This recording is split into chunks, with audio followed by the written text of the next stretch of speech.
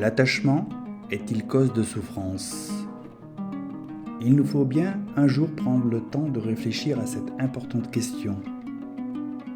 En lieu et place de l'attachement, n'est-il pas préférable de cultiver cette sorte d'amour qui est le trait d'union entre deux individualités distinctes ?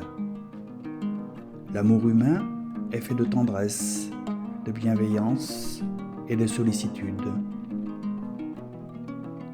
Peut-être pensez-vous inconcevable que nous puissions aimer sans s'attacher. Est-ce parce que vous entendez à travers le mot « amour » un état émotionnel dans lequel il y a besoin de posséder ? L'amour est un état de communion avec vous-même, surtout, et les autres, sans division ni distinction d'aucune sorte. Avec l'amour, nous respirons la quiétude. Durant Zazen, la méditation assise de l'école Zen, nous sommes étrangement seuls avec nous-mêmes. J'entends par là qu'on ne se laisse dissiper par rien, qu'on ne s'attache à rien. Par l'immobilité et le silence de la posture, j'établis en moi sérénité et calme, et mon esprit est complètement là, déployé, disponible, ouvert. Le fait de savoir que s'agripper aux choses, comme un enfant aux jupes de sa mère, est à l'origine de tous les maux, n'est pas suffisant pour éliminer l'attachement, parce que connaître, ce n'est pas être.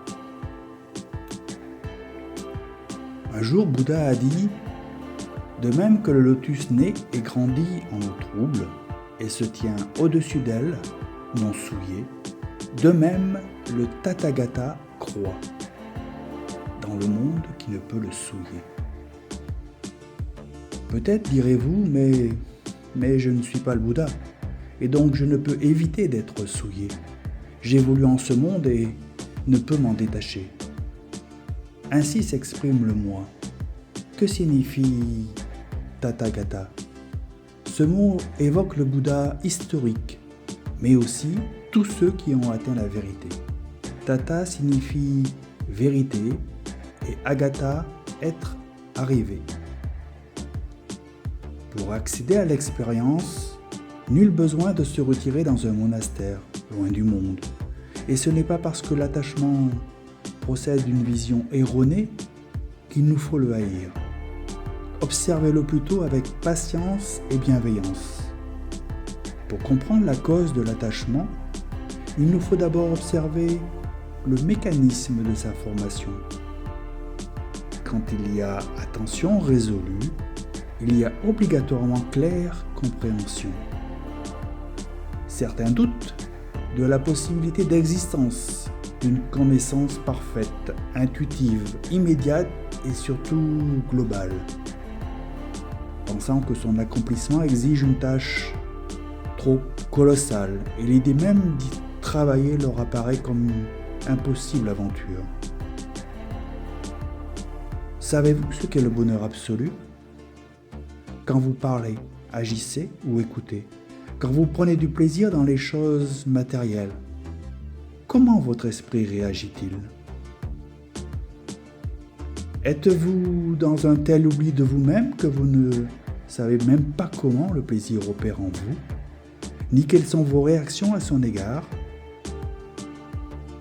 Observez donc ces mécanismes et vous obtiendrez la connaissance libératrice, sans trop d'efforts. Si vraiment vous souhaitez plus de liberté, il vous faut être pleinement attentif à votre vie, comprendre ce qu'il s'y passe réellement, là, tout de suite, à cet instant-ci. Comment ? C'est ce que vous propose d'expérimenter la pratique zen. Zazen, la méditation assise, qui est le cœur, le secret du zen. Dans le détachement réside l'amour le plus pur.